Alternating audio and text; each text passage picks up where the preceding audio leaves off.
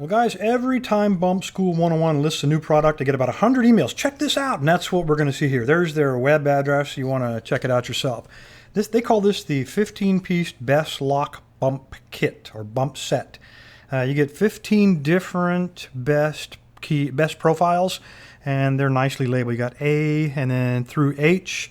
All of them are very nicely done. They're all labeled, by the way, so if your keyway happens to be marked, you can very quickly look it up. This one happens to be for the H.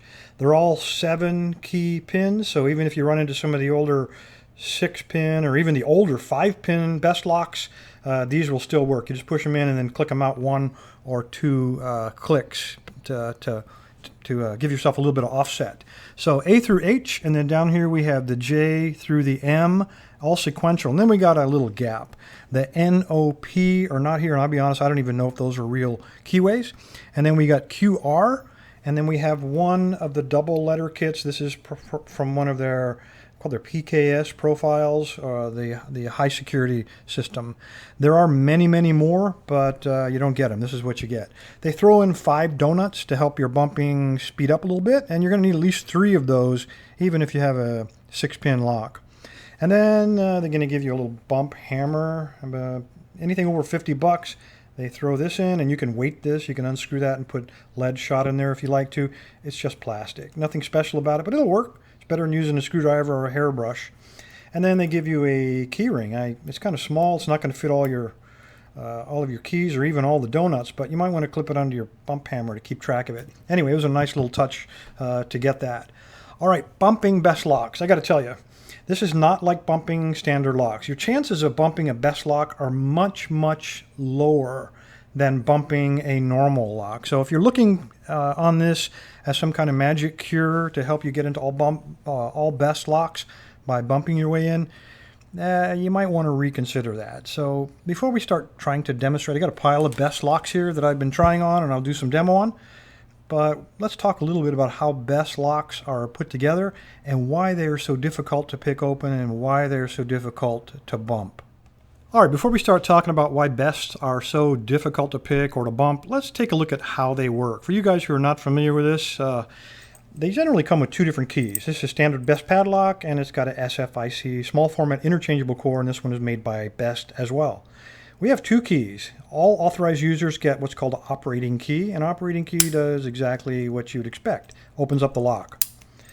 Let's say that we have these securing all the doors from, like on a campus or something, and we lose an operating key. So an unauthorized user could compromise our entire system. We want to change all of our locks. To do that would be quite expensive, but with a small format interchangeable core, I take my control key. Now usually there's just a few of these held by your maintenance guys, and they slide that control key in there, and it doesn't turn 90 degrees. It also doesn't open the lock. It does turn a little bit, but it doesn't open the lock. Instead, it allows you to remove that core. Take it out, get yourself a brand new core, stick it inside of there, turn your control key to lock it, and bam, you've just rekeyed that lock. How easy and inexpensive was that? Well, let's take a look at how it works. Control key, turn it a little bit, and slide it out. Now before we look at the lock, let's look at the body. If you look down there on the left side, you'll see a little cutout in the body of the lock, a little lip hangs out. Something must engage with that, and that would be this little locking pawl right here. So if this were inside of the lock, that thing would be sticking out just like that, and then I could pull the key, and then that would prevent the core from being pulled out. It's very strong, very difficult to overcome. So that's how a SFIC works. Basically, you have 2 different locks wrapped into one. Now, if you compare the keys, if you compare a control key to an operating key, on this one there are 4 different cuts and 3 of the same cuts. It could be all 7 of them are different cuts, or it could be 6 identical cuts and 1 different cut. It just depended on the locksmith. Obviously, the more different ones that there are, that means there's 2 shear lines you have to deal with. The less chance you have of picking or bumping it to either the control or the shear line, depending on what your target is. All right, a little bit unclear. Let's take a look at a Cutaway. This again is a Best core. I've sliced it down the side, didn't do a great job, but it allows me to take the top of the body off, and that's where the springs and all that stuff go. This is the locking pawl. Now you'll notice he slides back and forth and out the left side to lock it inside of the body of the lock. When this turns, the core has to turn in unison with that, which means that the shear line between this locking pawl shear line and the operating shear line, which is right there, that has to be blocked by one or more pins. Otherwise, it would open the lock. So operating key only has to have all the pins line up flush on the operating shear, which is right there. And it'll allow it to turn just a little bit, just that much. Well, I've already showed you the other shear line. Let me move the locking pawl out of the way, and he's located right there. So when I want to turn this to unlock, and again, we got the holes on the back, and we turn it, we'll turn the actuator. This complete shear line has to be flush. In other words, all the pins have to be flush with the top of that so that I can turn that key 90 degrees to turn the lock actuator. Now here's why it's so difficult to pick.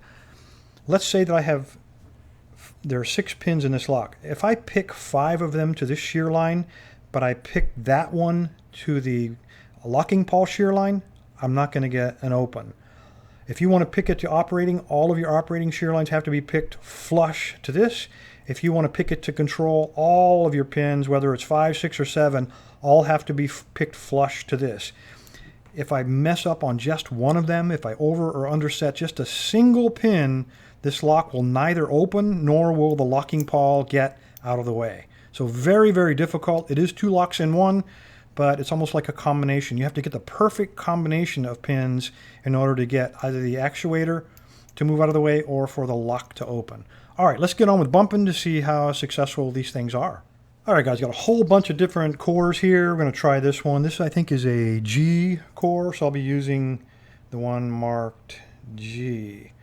It's a 7-pin key, but this one is only 6 pins. So I want to slide him all the way to the back of the lock and then back him out. So it's actually out of the lock 2 clicks because we're not going to be using one of them, obviously. Now, I don't want to hit this. It's going to be time consuming to hit this with a hammer and then pull it out 1 click, hit it with a hammer, pull it out 1 click. Instead, they give us these green bumpers. You get 5 of these. So we're going to take these and try to fill that gap. And I checked this earlier. 3 of them fit perfectly. I don't know if BumpSchool thought of that on their own or if it just played out that way, but when you get 3 of them on there, it lines it up perfectly. There's that first click. That's exactly what we're after. So let me take a piece of... Let me just go ahead and get this and clamp it up. There's already a piece of leather. And see if we can't bump this open. All right, it's going to get loud, so those of you who wear earphones, I'm going to put on some pleasant music for you to listen to. I know how sensitive some of you guys are. All right, perfect. I'm going to use the bump hammer that they gave us.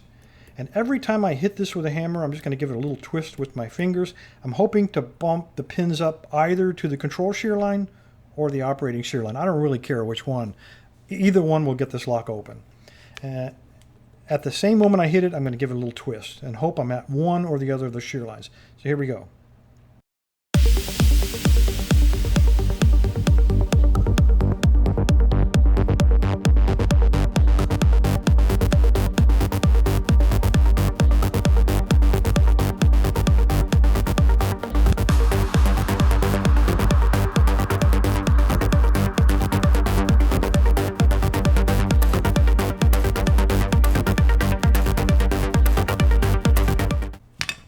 Wow. Okay. Well, it is possible.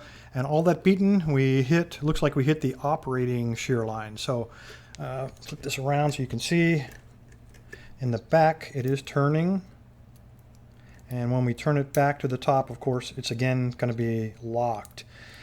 Not bad. I don't know how many whacks that was, but the chances of bumping it to one or the other is not good on best locks. There's a better way to do it, and I'm going to go to another. Let me grab the other camera, grab a pick, and I'll show you what I think is probably just as fast, if not faster, than trying to use bump keys on best cores.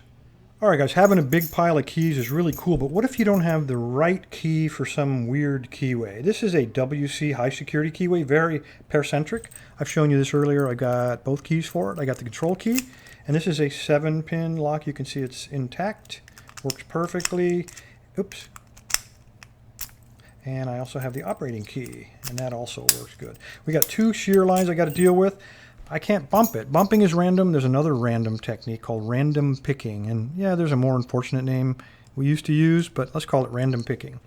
To do random picking, I'm going to need bottom of the keyway with moderate tension and grab any pick that will fit into your keyway. So slide it in, moderate tension, and then force them. It's really what you're doing. You're forcing those pins, and you're just hoping that at some point you're going to get them all to one shear line or the other. I don't care which one. In this case, I hit that was pretty quick, but I hit the control shear line.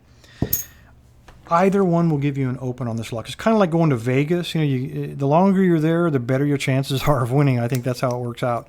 Anyway, there you go, guys. Random picking is just as fast, if not faster in some cases, than bump keys.